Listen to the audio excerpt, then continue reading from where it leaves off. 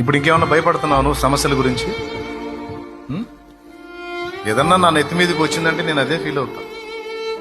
ఊరకేం రాదులేరా, ఏదో ఎగస్టాలు ఉన్నాయి నా దగ్గర, దరివేశాడు అయినే మంచిదేగా, పిండనే మురికిపోయిద్ది కదరా, పిండనేరా పోయిద్ది మురికి, అనవసరంగా అయితే రాదుగా. ఆయనకు తెలియకుండానంటరా. మనం తెలుసుకోవాల్సింది హేతువు.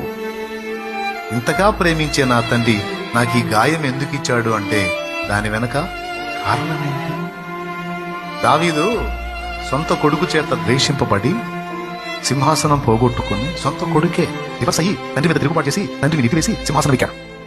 ఇంకా తండ్రి చిక్కితే ప్రాణం కూడా తీయాలనుకున్నాడు. ప్రాణం కూడా. ఆయన నా వాయిస్ మీకు అర్థమవుతున్నాను పక్క